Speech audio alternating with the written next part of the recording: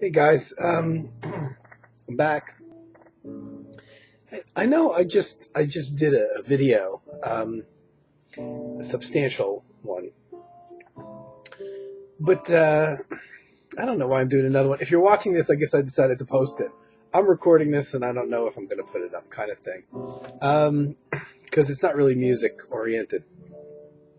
It's early Sunday evening now. I actually had the day off. But again, had to leave, my place to do laundry, so a good chunk of the day was kind of lost. Not lost, but, not my own so much. Came back home. As a result of my last video, sometimes I kind of inspire myself. I've been listening to a lot of the same stuff that I mentioned in my last video, the Yellow Jackets, and what I have playing in the background, this classical music, classical guitar CD. The music of Manuel Ponce, I guess is how you pronounce it. Don't know anything about him. But Stefan Marchondia is the guitarist. And music like this in the Ancient Greece album, the Music of Ancient Greece album, I say they make me kind of reflective, but I think I'm like that anyway.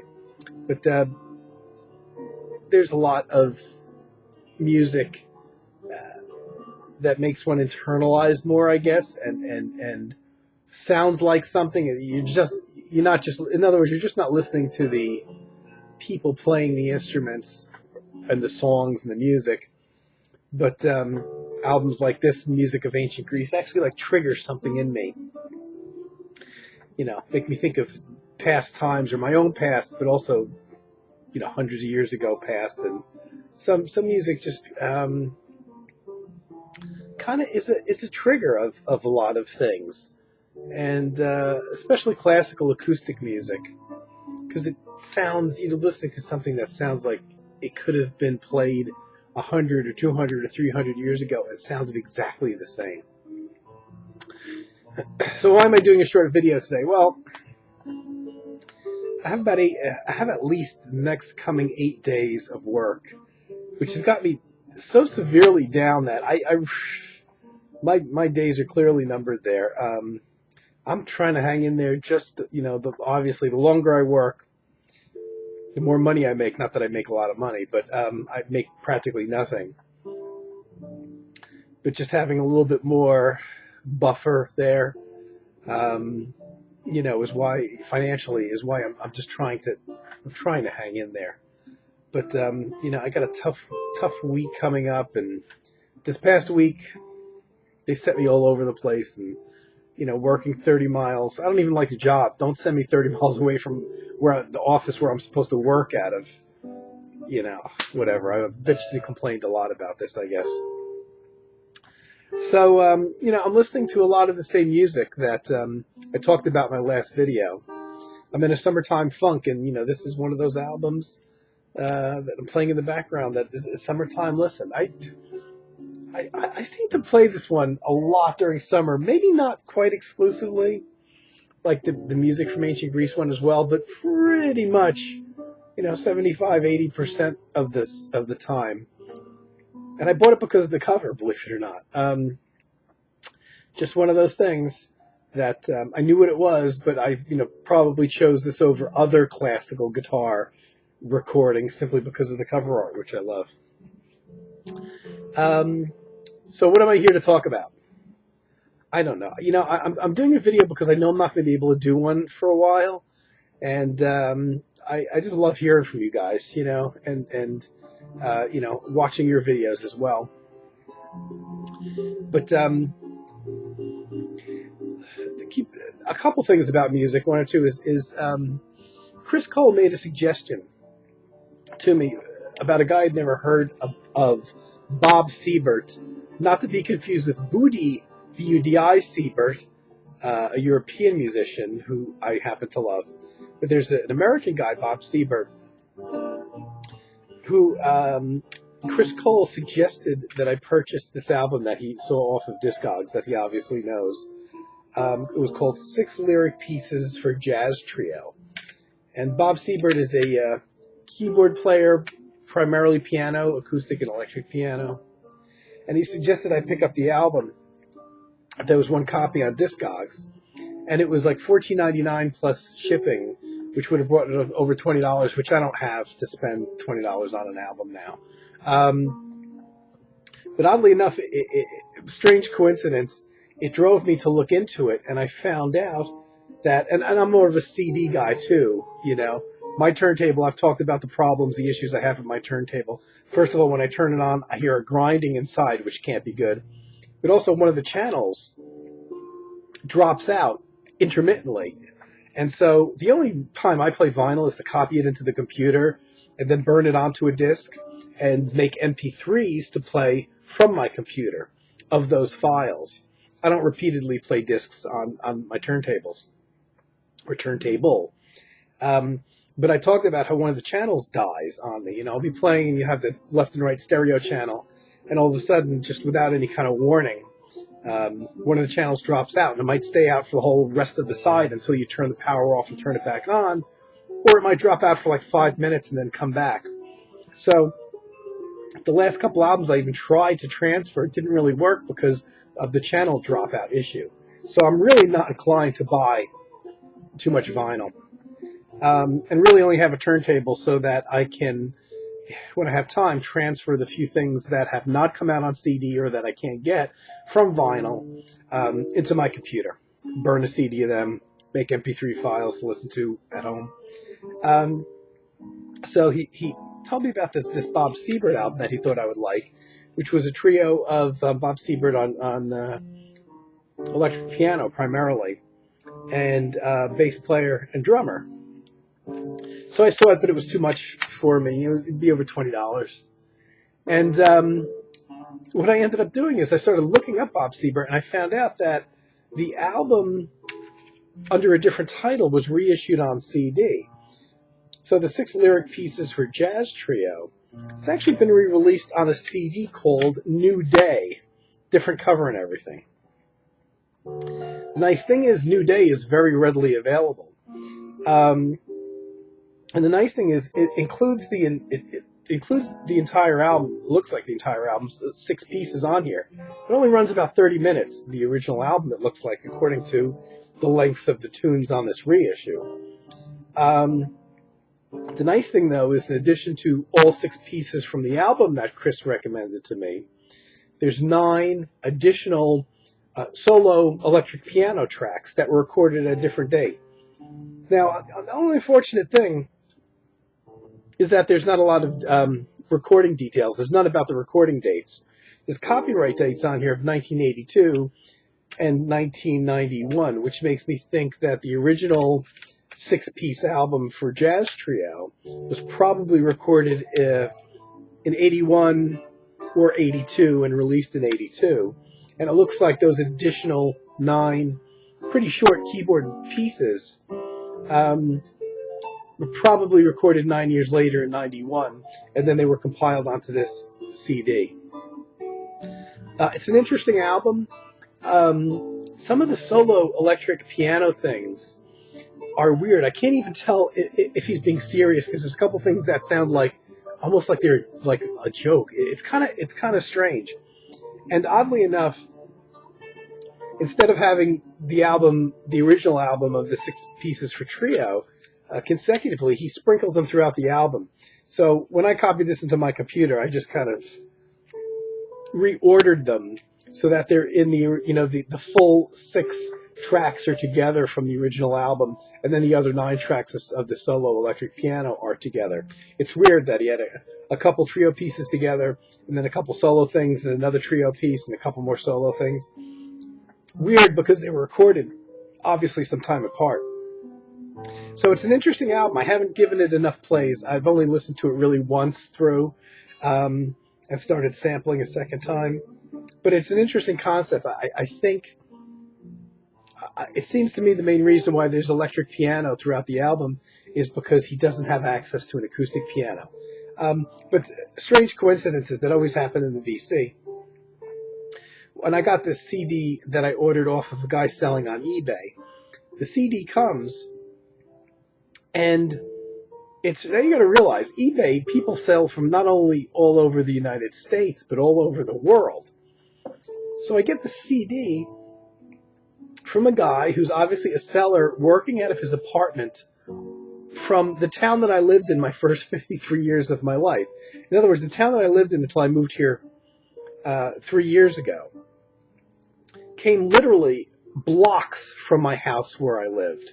And it's a small town, too. So it's really weird to see something, that weird coincidence. Like, here's this eBay guy. I could have ordered the CD from any number of places. I ordered it from this guy. And here it comes from blocks from where I grew up, where I lived, where I went to school, in this tiny little town. That was a weird coincidence. Another weird coincidence is that Bob Siebert is a musician from New Jersey who lives just a few towns away, actually, even stranger. Actually, he lives a bit closer to where I originally lived, but he lives literally in the next town over from where my sister lives, where I go to do my laundry every week. I go over to my sister's house. He lives literally in the next town over from there.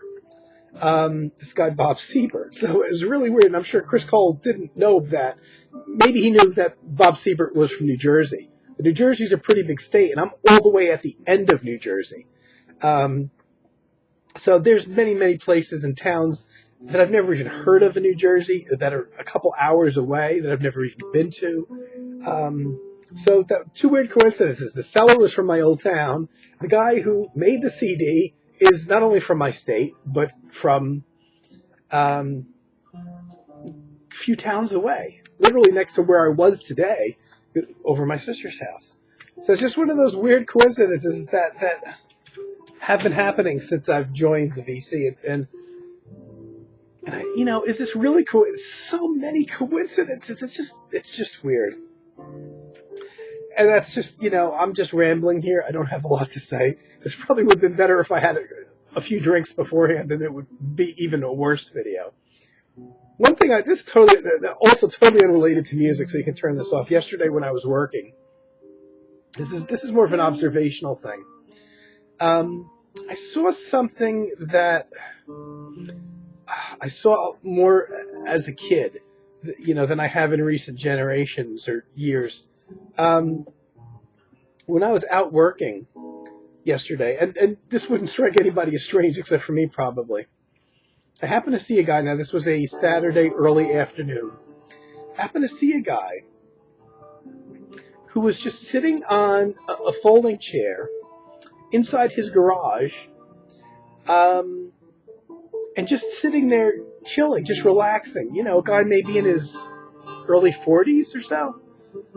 Didn't even have a radio on, or there wasn't a TV on in his garage or anything. There wasn't anything happening that he was watching or looking at.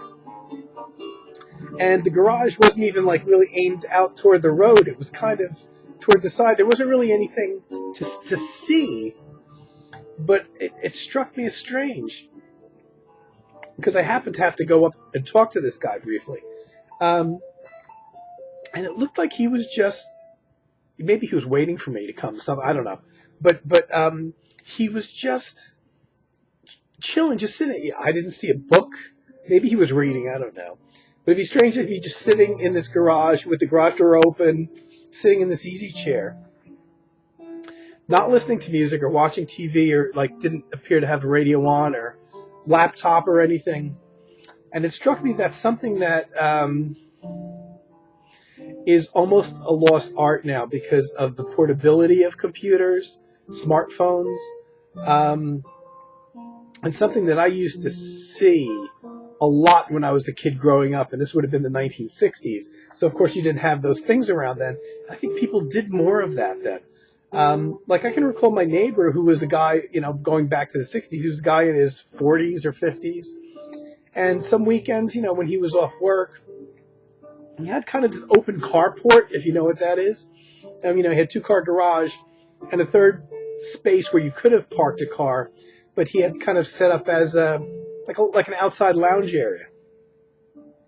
and he had some chairs in there. He had an awning over him. Sometimes he would sit there with a little transistor radio and listen to a ball game, but sometimes he would just sit there in the summer times and just look at nothing and just, you know, on Saturday afternoon kind of thing, maybe with a couple beers or something, you know.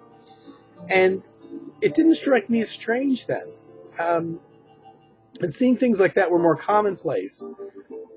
But you don't see that now. You'll see people hanging out with other people, maybe, talking on a computer, on a smartphone, maybe listening to music on the radio, maybe.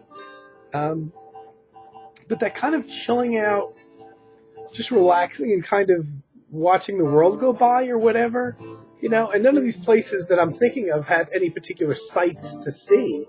For my neighbor, all I would see is over to my backyard where nothing was happening, nobody was there, unless you're watching tomato plants grow. I don't know.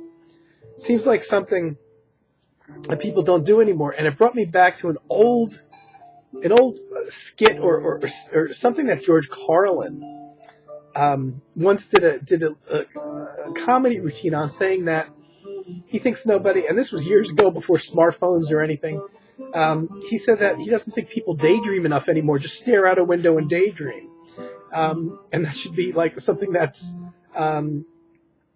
like a class in school on how to do that, or a lost art. And this was probably in the early 90s when he said that, if not even before that. And he went on to elaborate more on it, but it really struck me as being something true. You know, it wasn't a comedy skit so much, it wasn't saying that.